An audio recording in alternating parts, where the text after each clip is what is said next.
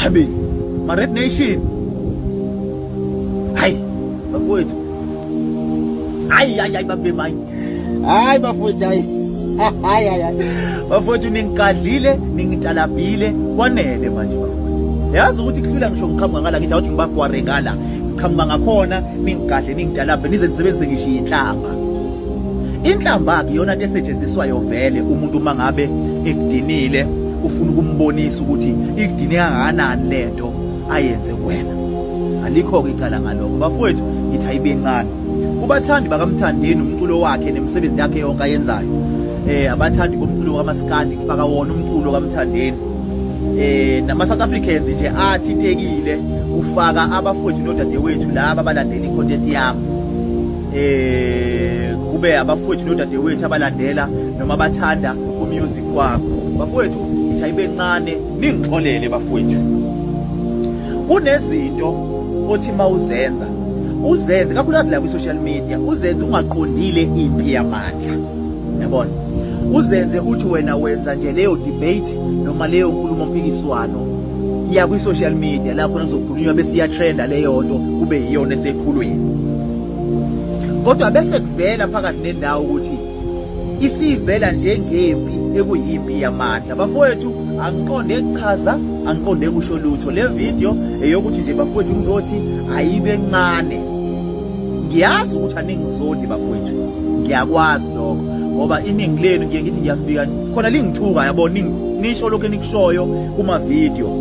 kodwa mangithi ngiyafika kuma profile wenu ngithola ukuthi niyangifollowa yabo abanye benu sama friends nabo okuchaza ukuthi anizondi mina kodwa nizondi isenzo ekuvela ukuthi ngasenza noma isenzo engasenzayo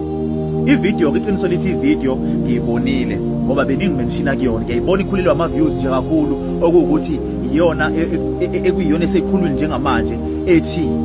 ngagxe kumsebenzi kamthandeni bafowethu ayibencane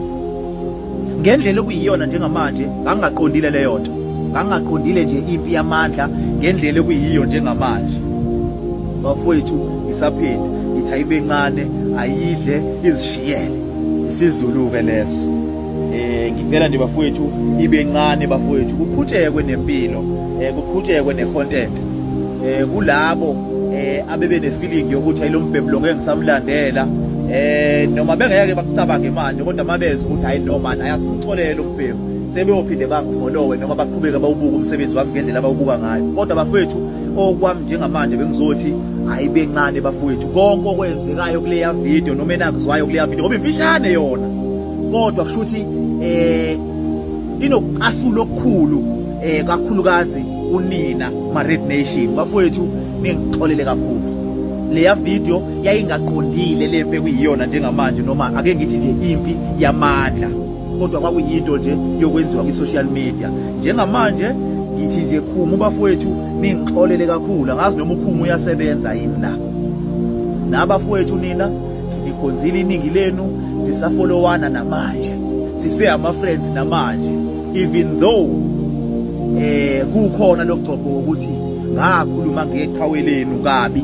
njengomuntu olimaza umsebenzi wakhe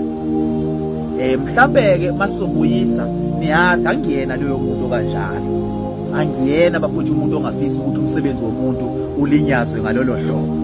kwakuwumsebenzi noma kwakuwukwenza kwaku social media ningixolele bafowethu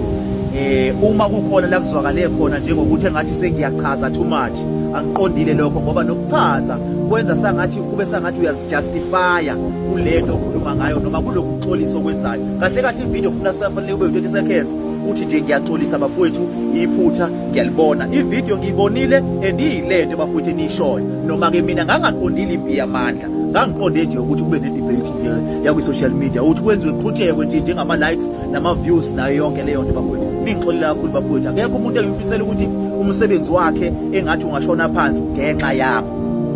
ningixolele kakhulu bafowethu uma kungatholakala enhlizweni zenu ukungixolela hayi nikuthole ngelinye ilanga bafowethu vele umuntu uma ucela ukuxolisa kuyena namhlanje usungasho akaxolele namhlanje kodwa usukuthi ucela ukuxolisa ukufaka enhlizweni yakhe mhlawumbe ngelinye ilanga uyothi haya ngixolele le ndoda ngoba ngiyazi ukuthi asixabene aningizoni kodwa nidinwa isenzo engasenzayo ayibe kancane bafowethu. Habe